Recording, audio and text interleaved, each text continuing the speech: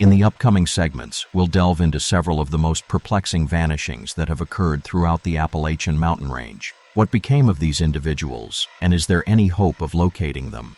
Welcome to Appalachia Unsolved. We begin our journey in the impressive Smoky Mountains, situated on the boundary between eastern Tennessee and North Carolina, exploring the enigma surrounding Trenny Gibson. An educational excursion takes a devastating turn, leading the whole country to wonder, what exactly became of Trenny? A teenage girl, merely 16 years old, seemingly evaporates during a supervised school outing. The federal investigation exposed troubling circumstances preceding her puzzling vanishing, while subsequent events only deepened the mystery with unanswered questions. While a search party comprising 200 individuals frantically combed through Clingman's dome within the Great Smoky Mountains, did this young woman become disoriented, fall victim to wildlife, or encounter something far more sinister? From all indications, Trenny Gibson enjoyed a fulfilling existence in Knoxville, Tennessee's gritty urban center. Her dad worked as a sales representative for a major chemical corporation and had relocated the household there 8 years prior as a career requirement. The location appeared ideal for nurturing a family. The region offered spectacular natural beauty with the adjacent Smoky Mountains National Park, while residents enjoyed minimal criminal activity alongside quality religious institutions and educational facilities. This environment shaped Trenny and her 3 adolescent siblings' upbringing. Her eldest sibling, an 18-year-old brother, had recently departed for naval basic training in Florida, while Trenny attended Bearden High School as an 11th grader.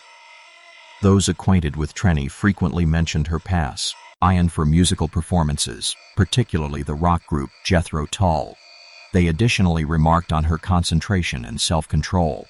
During the prior summer months, she maintained employment at Morrison's cafeteria, accumulating close to $2,000. She deposited $1,000 into savings while purchasing a $600 sapphire and diamond ring for herself, retaining the remaining $200 in her wallet. Her father found her dedication to work so remarkable that he committed to purchasing her an automobile for the December holidays, provided she sustained her excellent academic performance. Multiple young men harbored romantic feelings toward her, though Trenny displayed little reciprocal interest. Despite this, she maintained popularity among numerous peers and achieved straight-A grades while aspiring to pursue landscape architecture studies at the University of Tennessee. Among Trenny's preferred academic courses was horticulture, instructed by Mr. Dunlap. Mr. Dunlap earned student admiration through his dynamic and impromptu pedagogical approach, and upon announcing an unexpected field trip for the following day, he promised students that despite withholding the precise destination, they would experience an enriching opportunity to study botanical life. That final remark likely strikes most people as somewhat peculiar. A teacher organizing an educational outing without disclosing the location? Well, this occurred during the 1970s, when the stringent guidelines and protocols we now consider standard in public education simply didn't exist.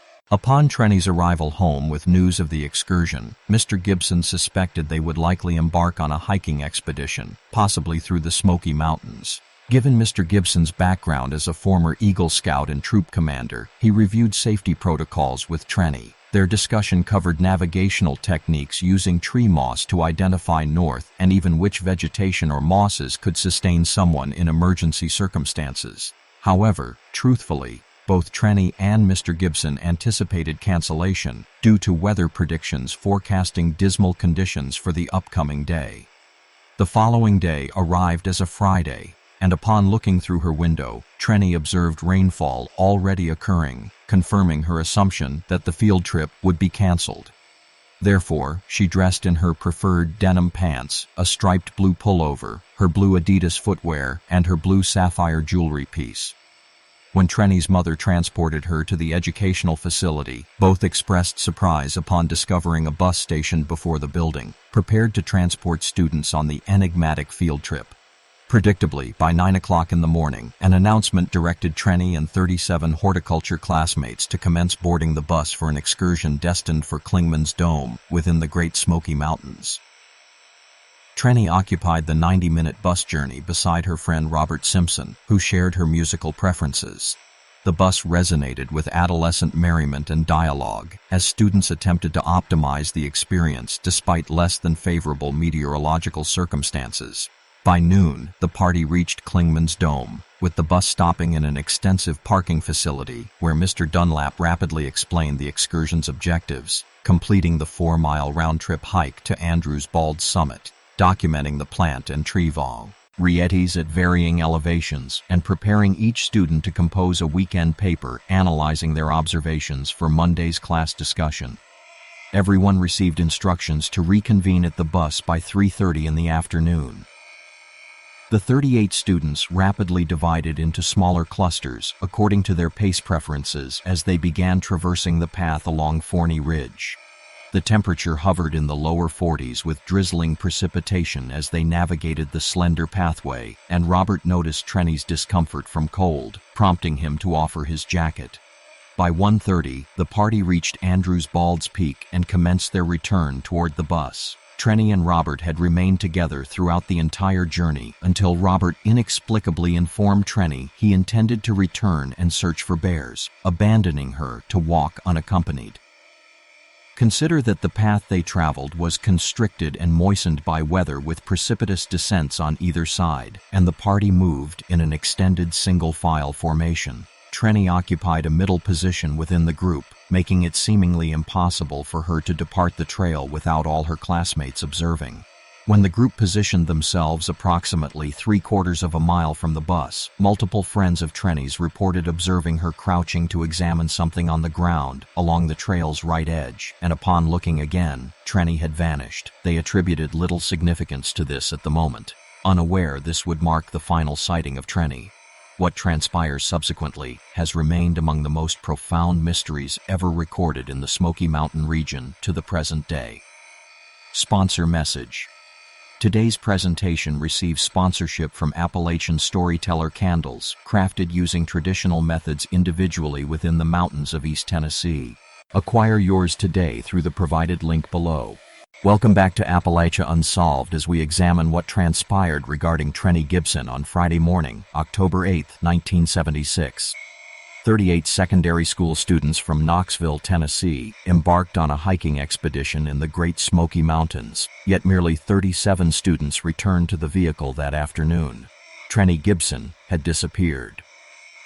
In a frantic response, Mr. Dunlap assembled a small group of the final students to return to the location where Trenny was last observed, then retraced the complete trail while continuously calling her name, yet they failed to locate her. Around 4:30 in the afternoon, Mr. Dunlap contacted park authorities and notified them of Trenny's absence as the school vehicle departed toward Knoxville without Trenny or her instructor, who remained behind to assist in the search. By 7:30, word disseminated via CB radio communication, and a small group of 19 park rangers and volunteers ventured into the wind, precipitation, and fog, desperately calling for Trenny using amplification devices and whistles, but encountered only the sound of descending rain followed by darkness. The search required postponement until morning as temperatures declined into the lower 30s with intense wind and rain persisting throughout the night. By 5 o'clock in the morning, Trenny's father appeared at the location carrying footwear that Trenny had recently worn to aid canines in tracking her scent. The roadway across Newfound Gap received closure, while a search team exceeding 200 personnel, with 6 Bloodhound and German Shepherd teams, meticulously examined every ground portion, operating in half-mile grid patterns extending to a 25-mile radius. Every waterway, every precipice, every pathway, and every valley received examination. Concurrently from above, 2 Army helicopters from Fort Campbell, Kentucky, and multiple National Guard helicopters from North Carolina and Tennessee surveyed from the sky.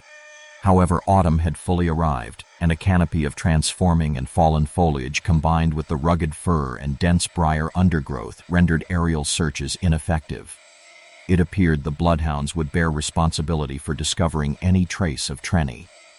Within hours, they accomplished precisely that. 3 canine teams tracked Trenny from her last known location down the trail, where evidence suggested she made an incorrect turn and now traveled the Appalachian Trail, continuing until she circled the concrete foundation of the Clingman's Dome observation structure, Down the Appalachian Trail she proceeded until the trail abruptly disappeared where it approached Highway 441.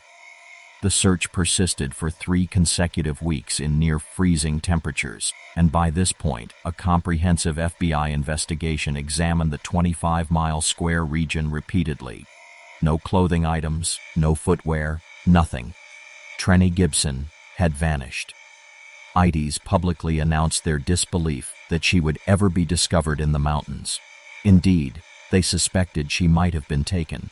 Every camping authorization was tracked down, and the FBI examined every individual known to have occupied the region at that time, including people from across America. That's when Trenny's father informed police he suspected another student might bear responsibility for her disappearance. It emerged that Trenny had experienced a disturbing incident that occurred just 2 years previously when another Bearden High School student named Kelvin Bowman was stalking her.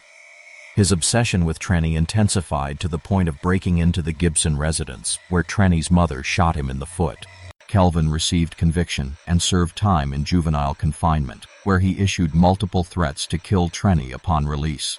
The most astounding aspect was that the Knox County public school system placed Kelvin back in the identical school with Trenny following his release. This certainly warranted investigation, yet attendance documentation indicated he had remained at school throughout the day when Trenny went missing. Just like that, investigators returned to the beginning, and nobody could explain Trenny Gibson's whereabouts. She had vanished into nothingness. Had she become disoriented and perished from the elements? Did she slip and die in a fall into a creek bed? Was she assaulted by wild animals? Perhaps she encountered a stranger on the Appalachian Trail, and foul play occurred. After all, 2 teenage girls' remains had been discovered buried in this region during the 1970s. Did she encounter a serial killer? Was she collected on the roadway and abducted? Did the classroom instructor actually conduct roll call back at school? After all, teachers frequently don't. Did Kelvin Bowman pursue the school bus to the Smoky Mountains and execute his threats? Or did Trenny simply desire to disappear and commence a new existence? And if so, why did she leave all her finances at home? She even left her wallet in the vehicle with her mother that morning. Throughout the past 48 years, innumerable searches have been organized seeking Trenny, including one mandated by President Carter in 1981, yet no trace of Trenny Gibson has ever been located. Trenny's disappearance continues to perplex investigators to the present day. Why would Robert suddenly abandon Trenny on the trail mere moments before she disappeared? And regarding the stalker, had he pursued them and concealed himself in the woods waiting for the group's return? And finally, regarding the teacher who declined to inform students precisely where they were going on this mysterious field trip. Indeed, these represent just a few questions requiring answers. What about you? What's your theory about what happened to Trenny? Our subsequent story unfolds in the small community of Corbin, Kentucky, where a devoted husband and caring mother suddenly mysteriously vanish without leaving any trace. What precisely transpired with Claude and Sue Shelton? A young couple disappears without evidence, leaving behind 3 small children asleep in their beds. The remaining clues only generate more questions without answers. As police examine the rivers, mountains, and lakes of eastern Kentucky, did these loving parents drive away during the nighttime and abandon their children? Or were they involved in a tragic accident? Or was it something more sinister? Corbin represented your typical small rural community in eastern Kentucky with a population barely exceeding 7,000 people. It exemplified the type of location where everybody knew everyone. Claude and Sue Shelton raised their young family here. The budding family resided in a small trailer park. Sue was a 27-year-old homemaker who devoted her days to caring for her 3 small children. Claude was a hard-working blue-collar type fellow. He had always possessed a passion for automobiles and matured while working on them with tools. So it seemed natural when he became the lead mechanic at the local muffler and tire establishment in Corbin. People who knew Claude characterized him as a family-oriented individual and a perfectionist who spoke quietly. Indeed, he was steady and reliable. He had maintained employment at the identical shop for the previous 10 years, 5 days weekly like clockwork, and whenever he wasn't occupied working on customers' vehicles, he could always be found tinkering or polishing his pride in D. Joy, his 1967 2-door Ford Galaxy 500. By all external indicators, by May of 1971, Claude and Sue were experiencing a good, simple existence, and circumstances were improving for them. They owed only one more payment on their trailer and were dreaming of purchasing a larger residence for their expanding family. And with only 1 week remaining in school for the children, the enjoyable summer days were approaching. In numerous ways, it represented the perfect existence. Yet what occurred next was so shocking and mysterious that nobody in Corbin, Kentucky would have ever believed it. And more than 50 years later, local residents still wonder precisely what happened to Claude and Sue Shelton. The morning of May 21, 1971, commenced just like any other day at the Shelton household. Being Friday, there existed slightly more excitement than usual in the atmosphere with the weekend approaching, and the weather outlook was perfect. By 6 o'clock in the morning, Claude had completed his coffee and breakfast before making the brief drive to the muffler shop for work. Sue spent the morning preparing the 3 children for school and making them breakfast before seeing them off at the bus stop. Back at the muffler shop, it was a slow day, and being the perfect day for a drive, Claude requested the afternoon off after promising his supervisor he would work half a day on Saturday to compensate for the time. By the time the children returned from school, Claude and Sue had packed the Ford and decided to make the scenic drive to Claude's mother's residence, approximately 20 miles away in Williamsburg. This Kentucky region is magnificent to drive through, with the nearby Cumberland Falls State Park and the Daniel Boone National Forest and the beautiful Laurel River Lake, where a new dam was under construction. The young family enjoyed the cruise in the father's prized automobile with perfect 70-degree weather and the windows lowered. Upon arriving at Claude's mother's residence, they spent the complete afternoon and evening there eating supper and enjoy it, then catching up with one another. In fact, time seemed to elapse so rapidly that Claude didn't realize it was suddenly past midnight, and he had to be at work at 6 o'clock in the morning the following morning at the shop. With that consideration, Claude and Sue loaded the children and drove home, arriving between 1 and 2 in the morning and immediately placing the children in bed. What transpires next still perplexes investigators to the present day, and here are the facts concerning the subsequent events of the early hours, according to the oldest child, who was 11 at the time.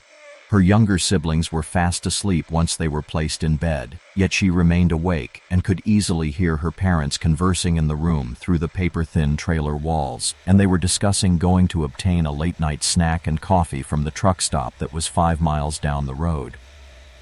"Come on, it's time to go if you're accompanying me, let's go," she heard her father say, and just like that, the couple left their 3 children in bed as they drove into the night at 2:30 in the morning.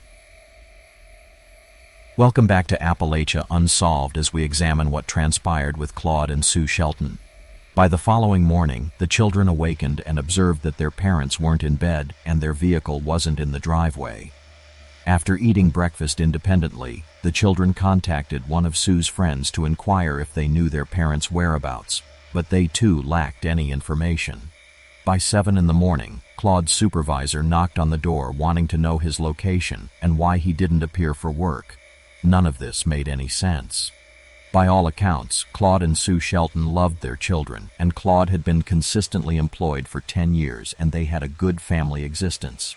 There on the kitchen counter was a savings container holding $600 cash, and beside that was Sue's purse, which was left behind, and today was payday at work and Claude didn't even collect his paycheck. Police were immediately contacted and an investigation was initiated right away. Detectives began interviewing the employees of the local gas station, which was the only business in town operating at the time of the disappearance and was thought to have been their destination. Yet the employees stated they had never observed them. In fact, nobody had been at the gas station at all between the hours of 1 and 3:30 in the morning in the sleepy little town. This concerned officials. It was inconceivable that well-respected parents would simply abandon their children. Perhaps an accident had occurred. So over the subsequent 3 days, the Kentucky State Police scoured the complete state, interviewing everyone in Whitley County. News stations broadcast the story repeatedly, yet there were no leads, and soon the Civil Air Patrol and 4 rescue squads from nearby towns were searching the woods and lakes for nearly a week, but there were no clues. Claude and Sue Shelton had vanished without leaving any trace. The Shelton children spent the final week of school staying at a family friend's residence. Yet once school concluded, investigators still didn't have a clue what had transpired. So at that point, the children went to stay with Sue's mother in Knoxville, Tennessee, for what everyone thought was a brief visit. However, more than 50 years later, Claude and Sue Shelton never reappeared. What happened to them? Why did they leave their children and all their finances at home at 2:30 in the morning? It seems inconceivable that they would have simply abandoned their 3 young children. Everybody who knew them said they always had their child, ran with them, and were good parents. During the time of the Sheltons' disappearance, nearby Laurel Lake Dam was under construction, and over the years, police and diver teams have searched several regions of the lake seeking Claude's 1967 Ford Galaxy 500. Yet Laurel River Lake is massive with over 206 miles of shoreline and is nearly 280 feet deep. Perhaps the only possible clue that was ever discovered in this case was provided by an 18-wheeler driver who passed through Corbin at 1 o'clock in the morning on the night of the disappearance. He seemed to recall that a vehicle was on the roadside with its hood raised. Is it possible that Claude observed the stranded vehicle on the roadside and offered assistance due to his mechanical skills? And is it possible that the couple fell prey to foul play because of this? In 2009, a glimmer of hope emerged when the Shelton children entered their DNA into the Unsolved Crimes database. It was thought that it might lead to a positive identification in other unsolved cases, and perhaps bring closure to this mystery, yet no matches were discovered anywhere in the United States. More than 50 years later, Claude and Sue Shelton and their 1967 Ford have never been observed again. This case remains open and unsolved with the Kentucky State Police. Why did Claude and Sue leave their children at home and depart in the middle of the night? And why did they leave all their finances at home? And regarding that truck driver and what he observed on the roadside, is it possible that Claude stopped to offer help only to encounter foul play? And regarding that large lake, does the secret of Claude and Sue Shelton lie beneath its deep waters? What about you? What's your theory about what happened? Our subsequent story represents a parent's worst nightmare. A 6-year-old boy disappears while playing in his own front yard. What precisely happened to Kelly Holland? A 6-year-old boy disappears in his front yard, and the events that occur in the hours afterward only left more baffling questions with no answers. As police searched desperately in the remote mountains of Kentucky, was this little boy kidnapped? Did he become lost in the woods, or was it something more sinister? To better comprehend the circumstances of Kelly's case, it's best to begin with some background. Kelly's mother was named Judy Moore, a young Kentucky girl who had withdrawn from school by the time she was 14 and quickly married a man named Bobby Holland.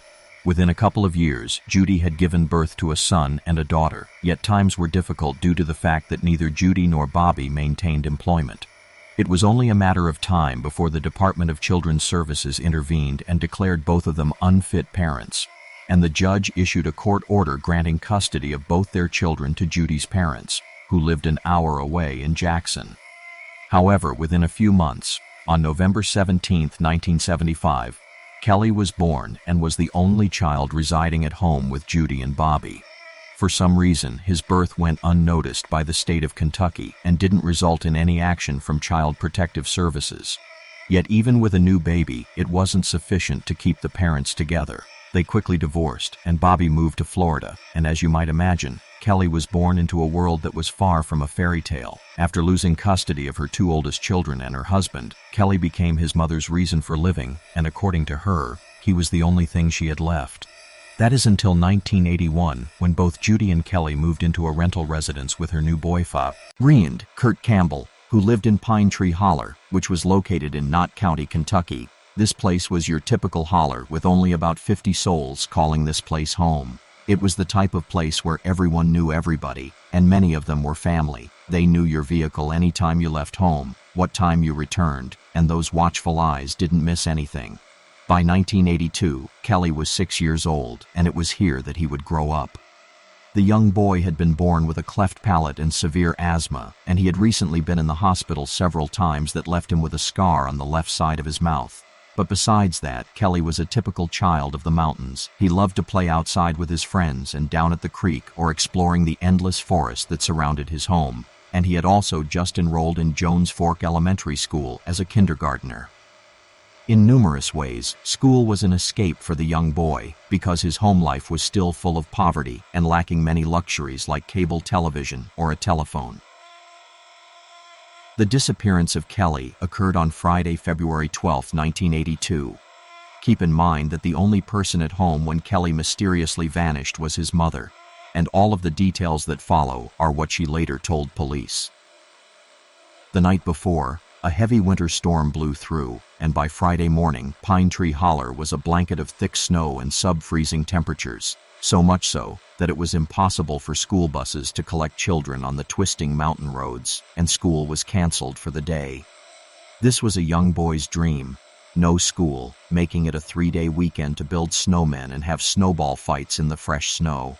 Kelly slept in late that morning before getting up and asking his mother if he could go outside and play. According to Judy, she originally told the boy he couldn't because of his asthma, but eventually, she gave in about 11 o'clock in the morning and let him play in the front yard. And with that, Kelly slipped on his snow boots and put on his blue coat and set out to the yard. For the next 5 hours, Kelly played outside with the young mother glancing out of the window at him from time to time to make sure he was okay. According to Judy, lunch came and went, but Kelly never came in to eat. By 4 o'clock in the afternoon, Kelly was still playing in the freezing temperatures with nothing on but a pair of jeans and a light jacket. At this time, Judy needed to make a phone call to her sister, which meant she would need to walk to a neighbor's house to use their phone. She told Kelly she would be right back, and then she set out to the neighbors. Yet when she returned an hour later, Kelly wasn't in the yard anymore, or in the house, but Judy just figured he was at a friend's house to watch the Dukes of Hazzard. She thought nothing of it, and strangely, at 6 o'clock in the evening, she made herself supper and ate alone without her 6-year-old son. She said she just thought he was still playing, which seems a bit odd considering the young boy hadn't eaten since breakfast. By 7 o'clock in the evening, Judy decided to walk over to her neighbor's house and make Kelly come home, yet it turned out that none of the neighbors had seen him at all that whole day. Panic immediately set in, and Judy decided to call the police, so she walked over to her boyfriend's grandparents' house to use their phone. Once the frightened young mother told the grandparents that Kelly was missing, astonishingly, Judy said that they told her she couldn't use their phone to dial 911 until after midnight because the call would be cheaper. That statement boggles most logical thinkers' minds. Her child was missing. Why didn't she just force her way and make that call? Or how about going back to the other neighbor's house where she had borrowed the phone earlier in the afternoon? Most parents would have at least done that, yet Judy decided to wait until midnight to call the authorities. But by now, word had gotten out amongst the locals, and most neighbors were busy looking for Kelly. Yet strangely, usually none of them called the police either. It was dark, and footsteps in the snow were already being covered up and disappearing due to another snowstorm. Finally, the fateful call to police came at 12 o'clock midnight, 8 hours after Kelly had last been seen by his mother. Then Judy called her own parents to let them know. Curiously, her parents were reported to have told Judy on the phone, I told you we should have taken him too." It was now 2 in the morning before the deputy sheriffs arrived on the scene, and after searching the immediate area, they quickly realized they needed more help to search the vast surrounding mountains. By 3 o'clock in the morning, the State Highway Patrol arrived on the scene, but the intense snow and total darkness made the search ineffective, so the decision was made to resume the search in the morning. Everyone on the scene knew Kelly's life hung in the balance, but the question remained, what happened to him, and where did he go?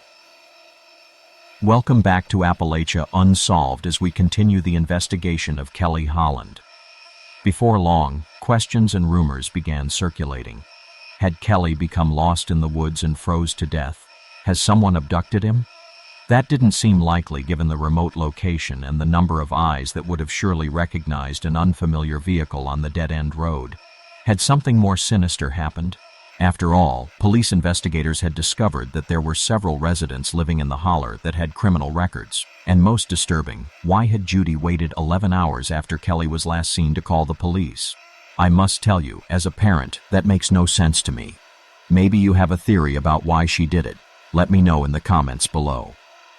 Anyways, after 16 days, the search for Kelly was called off, yet the investigation continued. One by one, every person who lived in the area was carefully examined and then ruled out. It had become obvious that only one person had any information about the timeline of that day, and that was Kelly's mother, and police needed more answers from Judy Moore, so they interviewed her several more times, and inconsistencies in her story began to raise suspicions.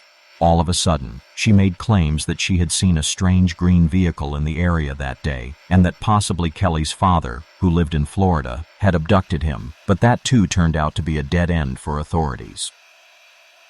By March 3rd, despite the lack of any physical evidence, a grand jury subpoenaed Judy Moore to testify in court regarding her son's disappearance, but in the end, no charges were filed against her. Kelly Jr. Holland's disappearance became a cold case file. As the months slowly turned into years, psychics were called in, and Judy was given a lie detector test, which she passed. Anonymous tips came in about a shallow grave that was discovered. Another time, a tip came in about a grave that was buried underneath a concrete porch that had been poured around the time of Kelly's disappearance. Police exhausted every tip and every lead, and they nearly dug up that entire holler, but in the end, no trace of Kelly was found. It's been 42 years since Kelly vanished without a trace. It was long rumored by locals that Judy's sister once made a statement that both of them had killed Kelly and buried his body, yet Judy and her sister both denied that fact, even though they no longer had contact with one another. In 2010, Judy's sister died, and it was rumored that she had written one last letter that was only to be opened after her death. Yet nobody knows what happened to that letter, because if it exists, it has never surfaced. Kelly's mother, Judy, has never been charged and still maintains her innocence to this very day. Why would a mother leave her 6-year-old child playing in the snow without a jacket all day? And why in the world would she let him go without lunch? Why did the neighbors refuse to call 911? These are just a few questions surrounding the disappearance of Kelly. Police have released this sketch of what Kelly would look like today. Is it possible that he's out there somewhere today? Let me know what you think in the comments below. Gladys Kidd was your typical grandmother. Well, at least that's what everyone thought, yet things aren't always what they always seem to be. Buckle up for the mysterious story of Gladys Kidd. A 71-year-old grandmother vanishes into thin air. A secret relationship, a mysterious letter, and the missing $80,000 cash, and the events that led up in the days and weeks after only left more baffling questions with no answers. As detectives searched desperately in the mountains of Kentucky, was Gladys Kidd kidnapped? Did she disappear and start a new life? Or was it something more sinister? Moorhead, Kentucky, was your typical small town in eastern Kentucky. A beautiful, fertile valley nestled along Triplet Creek and was surrounded by the Appalachian Mountains. Fewer than 8,000 people lived in this picturesque community, giving it a neighborly charm where everybody knew everybody. It was here that Gladys Kidd had lived for the past 50 years.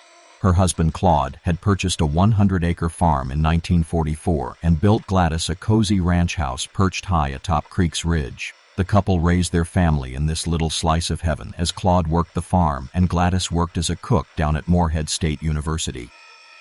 However, in 1983, Claude suddenly passed away, leaving the beautiful farm to his wife.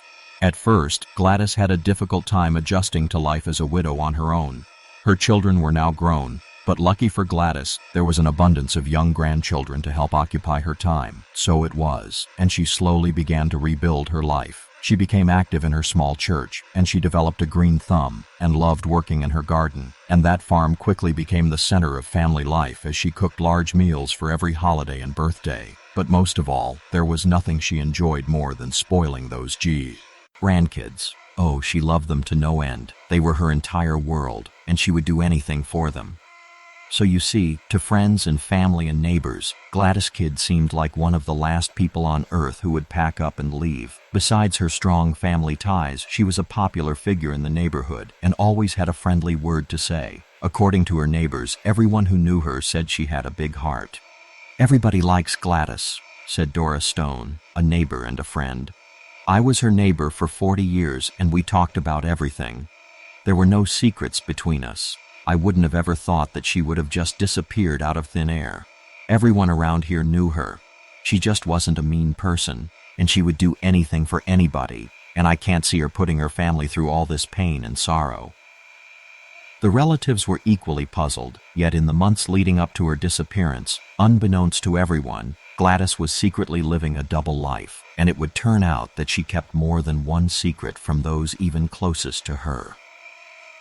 What happens in the dark will soon come to the light, my friend, and those secrets were about to be revealed for all the world to see, and I'll tell you right now, no one was prepared for what happens next. 71-year-old Gladys Kidd had lived on her 100-acre farm for nearly 50 years, including the last 7 as a widow. Yet in August of 1990, she hinted to her son that it was beginning to be too much for her to take care of that farm on her own.